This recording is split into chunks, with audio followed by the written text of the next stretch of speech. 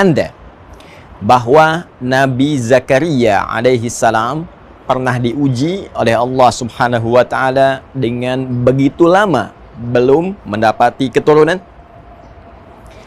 Pernah tahukah Anda bahwa istri Nabi Zakaria alaihi salam bahkan divonis secara medis dan tinjauan klinis bahwa beliau tidak akan mungkin mendapati keturunan selain sudah menopause pada saat itu, pun demikian secara medis beliau divonis mandul.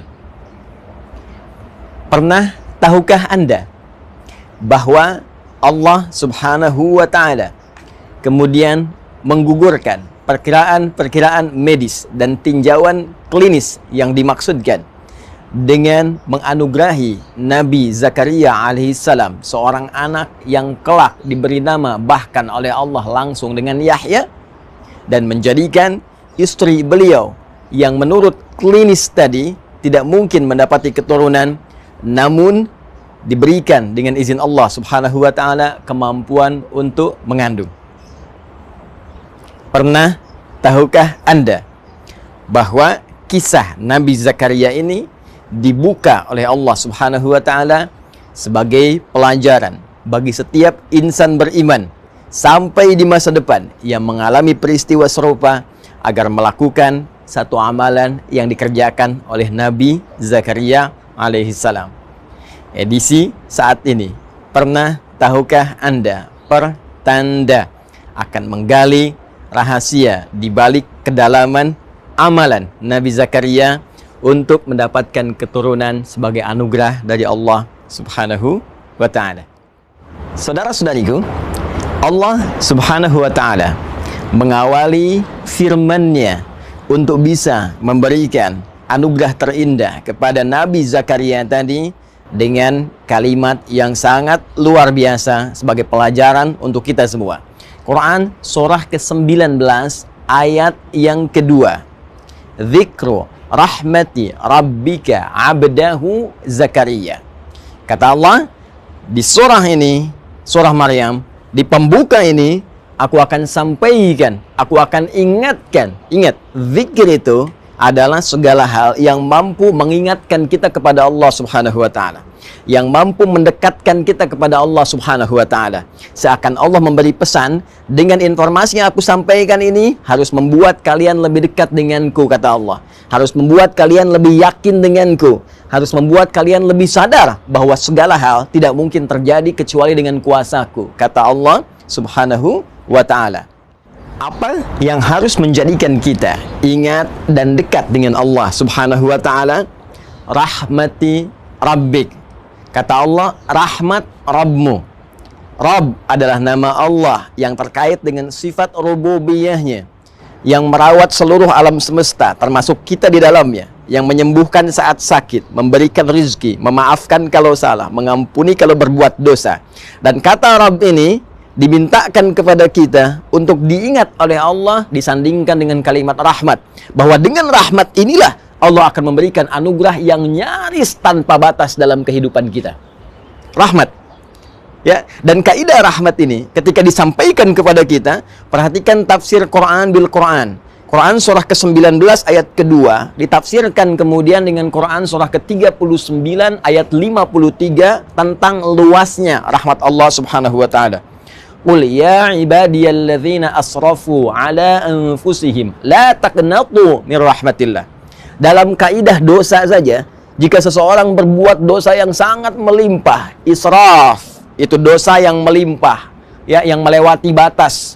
Bahkan kalau makan, Anda datang ke pernikahan, ada prasmanan, orang sekali, Anda 10 kali, itu israf. Ada orang berbuat dosa israf. Ya, kalau belum bohong, gak enak. Orang cuman bohong, dia pun mencuri, dia merampok, dia membegal, dia mabuk. Satu saat dia ingin kembali kepada Allah Subhanahu wa taala. Apa yang Allah sampaikan? La taqnatu mir rahmatillah. Jangan putus asa dari rahmat Allah Subhanahu wa taala. Innallaha yaghfirudz dzunuba jami'a. Sungguh Allah dengan rahmatnya tadi akan mengampuni seluruh dosa-dosa jika orang itu mau kembali kepada Allah Subhanahu wa taala. Jadi kaidah rahmat di ayat tadi seakan ingin memberikan gambaran kepada Allah adalah berupa anugerah Allah yang begitu luas sifatnya. Bahkan sampai ke titik pengampunan dosa tanpa batas jika hamba mau kembali kepada Allah Subhanahu wa taala. Terkait dengan kasus Nabi Zakaria alaihi salam, seakan Allah memberikan gambaran kepada kita. Jika Anda mengalami situasi apapun, termasuk merasakan lambatnya keturunan, kenapa belum ada tanda-tanda positif, kenapa sudah bertahun-tahun belum mendapati keturunan. Hei, sadar, bukan Anda saja. Dulu pun bahkan ada seorang nabi yang rajin ibadah, rajin doa, tapi mendapati ujian yang serupa. Jika beliau saja tidak putus asa dengan rahmat Allah, kenapa Anda mesti mengeluh? Maka kaidah pertama dalam Al-Quran, jika ingin dikabulkan, jika ingin harapan itu terjadi, maka yang pertama kaidahnya, jangan pernah merasa putus asa dengan rahmat Allah. Jangan pernah mengeluh kepada Allah. Jangan berprasangka buruk kepada Allah Subhanahu wa ta'ala. Jelas, Quran surah kedua, ayat 216. Kutiba alaikumul qitalu wa huwa kurhul lakum. Hei, diwajibkan atasmu berperang. Dan perang yang paling kuat adalah perang melawan perasaan Anda. Perang melawan nafsu. Jangan berprasangka yang buruk. Jauhkan sifat-sifat jelek dalam jiwa kita. Asa an takrahu syai'an fa huwa khairul lakum. Boleh jadi Anda tidak menyukai sesuatu, di balik yang tidak Anda sukai ada satu hikmah kebaikan besar yang disiapkan oleh Allah untuk Anda. Wa asa an tuhibbu syai'an wa huwa syarrul lakum. Boleh jadi Anda mengharap-harap, menginginkan yang terbaik menurut Anda, di balik itu ada keburukan yang tidak Anda ketahui akan menimpa Anda.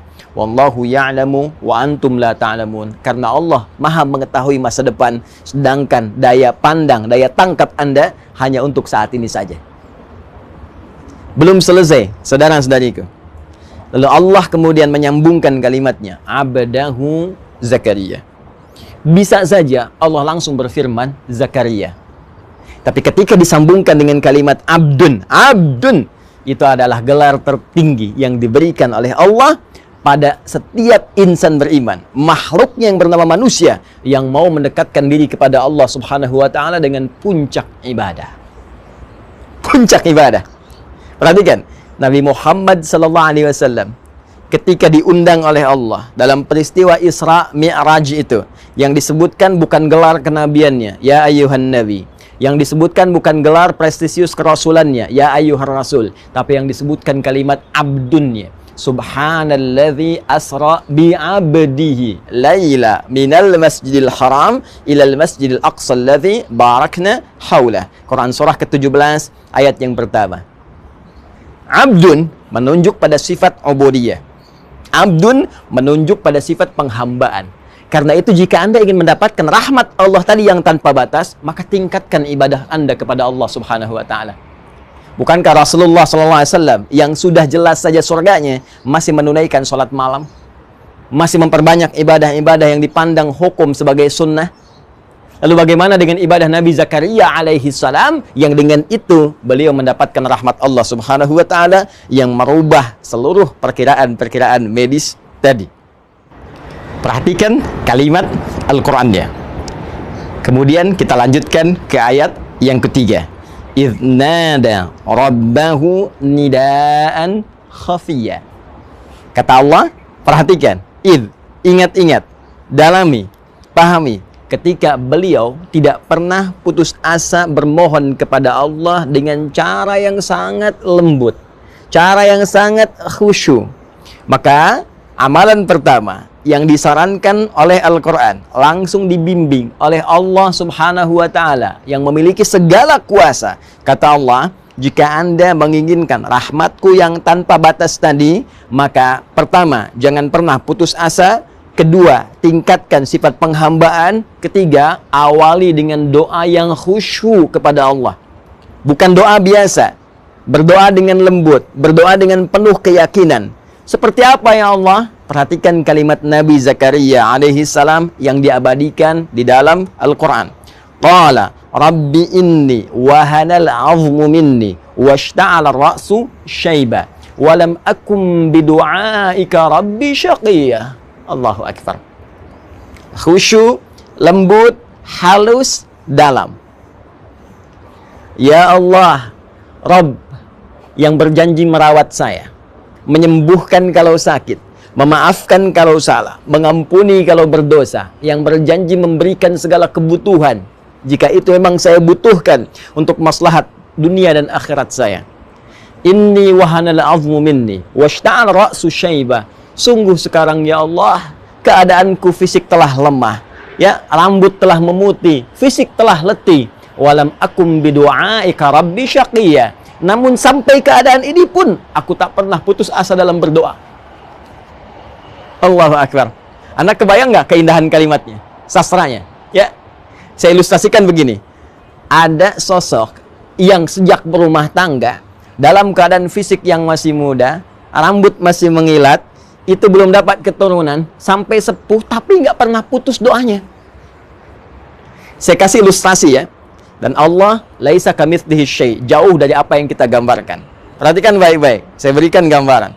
Kalau ada seorang meminta bantuan kepada Anda di depan rumah Anda, dia hanya meminta dalam 1 menit saja, maaf Pak, tolong Pak, tolong Pak. Apa Anda akan beri? Belum tentu.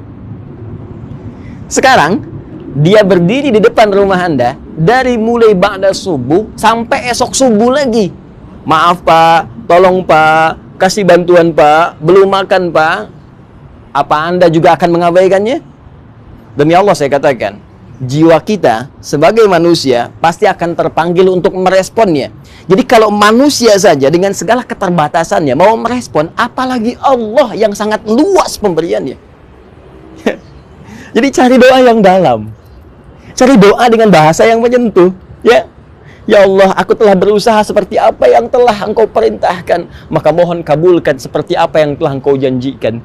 Jika dengan semua ini belum mampu mengabulkan apa yang telah Engkau kuasakan ya Allah, maka tunjukkan kepada hamba dengan cara apa lagi hamba mesti berikhtiar kepadamu. Dalam, kan? Dan belum selesai kalimat Al-Qur'annya. Wa inni khiftul mawaliya min wara'i. Dan aku khawatir ya Allah, kenapa aku begitu memohon? Aku khawatir kalau perjuanganku untuk ibadah selama ini tidak ada yang meneruskan ya Allah.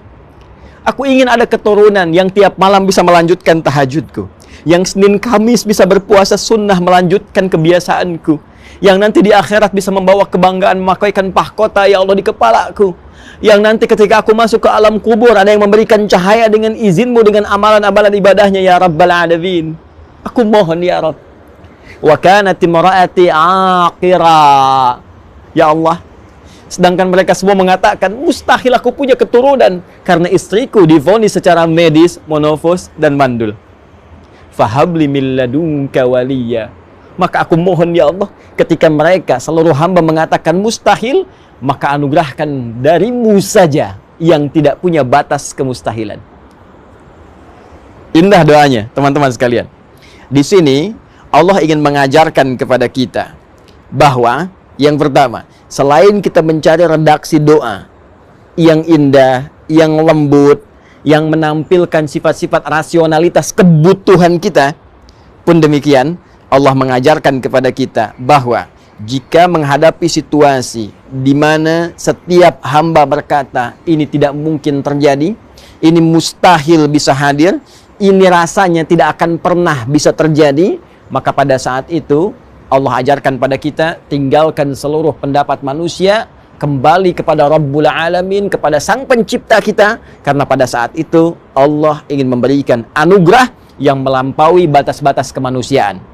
Saking pentingnya anugerah ini, Allah ingin berikan sendiri tanpa campur tangan manusia. Awas, pelajari kaidah ini.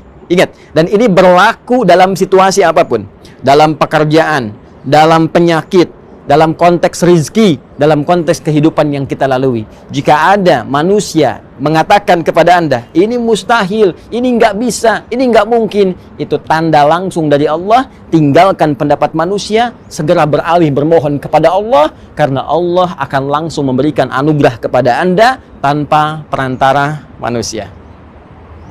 Sekarang, bagaimana caranya beralih kepada Allah, meminta seperti Nabi Zakaria tadi? Amalannya bagaimana? Kapan saat tepatnya berdoa tadi? Seperti apa keadaan kita meminta? Tidak tanggung-tanggung. Sempurna seluruh ajaran dari Al-Quran memberikan sebuah keterangan, informasi, bimbingan, langsung juga dilengkapi dengan contoh. Buka Quran surah ketiga, Ali Imran ayat 38 sampai dengan 39. Allah langsung menunjukkan kepada kita apa amalan yang dikerjakan. Yang saat mengerjakan amalan itu, hadirkan doa yang tadi Anda ingin mohonkan. Maka Nabi Zakaria alaihissalam menyampaikan permohonan tadi di tempat yang spesial, mihrab. Kemudian berdoa di situ dalam sholatnya. Perhatikan kalimat Al-Qur'annya. Hunalika da'a Zakaria rabbah. Di mihrab itulah Nabi Zakaria kemudian berdoa kepada Allah Rabbnya. Doa yang tadi. Ya, dipersingkat kemudian dengan bahasa Al-Qur'an. Qala rabbi habli min ladunka dzurriyyatan thayyibah. Ya Allah, anugerahkan kepada hamba. Hamba mohon ya Allah. Hamba mohon keturunan dari sisimu saja, keturunan yang terbaik. Karena semua orang mengatakan mustahil hamba punya keturunan. Hamba yakin hanya Engkau yang mampu mengabulkan doa hamba. Kalau pada yang mampu mengabulkan saja ya Allah, innaka sami'ud du'a, pada yang maha mendengar doa saja tidak mengabulkan, lantas kepada siapa lagi hamba mesti bermohon? Baik, perhatikan baik-baik. Apa yang terjadi? Belum sempat tuntas sholat dikerjakan, belum selesai sholatnya, masih berdiri dalam sholatnya, menyampaikan doa tadi, seketika langsung dijawab oleh Allah. Berdiri bahasa Arabnya qaimun, masih sholat, yusolli, ayat 39-nya. Fanadatul malaikatu wa huwa qaimun yusolli fil mihrab. Maka tertiba kemudian, baru selesai doa, belum selesai sholat, datanglah kemudian malaikat, sedangkan beliau masih berdiri dalam sholatnya, belum selesai sholatnya. Annallaha yubashshiruka bi Yahya. Allah kasih kabar gembira, istrimu akan mengandung, kamu akan punya anak, bahkan namanya langsung diberikan oleh Allah Yahya, artinya hidup. Yang mustahil menurut manusia akan terlahir dari rahim seorang perempuan yang sudah monofos dan mandul, bayi yang hidup, kata Allah tidak ada yang mustahil bagiku, jadi dan hidup dia. Karena itu, pelajaran selanjutnya, buat mihrab, tempat terbatas yang membuat kita fokus untuk ibadah. Mihrab bukan hanya ada di masjid sebagai tempat imam. Kenapa imam berada di mihrab? Karena imam selain memimpin sholat, menyampaikan doa kepada Allah, juga dengan adanya di tempat itu, menurut keterangan Al-Quran, akan cepat doanya didengar oleh Allah Subhanahu wa Ta'ala. Kita bisa membawa mihrab ke rumah, tapi bukan yang di masjid dibawa ke rumah, bukan, ya. Anda bisa bikin area kecil menghadap ke kiblat. Jadikan sebagai mihrab, tempat khusus untuk ibadah saja. Hei, buka handphone, pasang status, keluar dari situ. Ngobrol-ngobrol, makan, minum, keluar dari situ. Hanya untuk ibadah saja. Baca Al-Quran, tahajudnya, doanya, lakukan di situ. Walaupun hanya sehamparan sejadah, tak ada masalah. Ya, rumah Anda ataukah di kontrakan, nggak ada ruangan, hamparan sejadah. Di situ Anda bermohon kepada Allah Subhanahu wa Ta'ala. Minta, mohon. Maka apa yang terjadi? Boleh jadi apa yang telah Allah anugerahkan kepada Nabi Zakaria di masa lalu akan diberikan kepada Anda sebagai pembuktian kekuasaan Allah yang melampaui batas-batas bayangan manusia. Dan seluruh paparan tadi kemudian disajikan oleh Al-Quran dengan sajian yang padat di satu ayat Quran surah ke-21 Al-Anbiya, kisah para nabi, ayat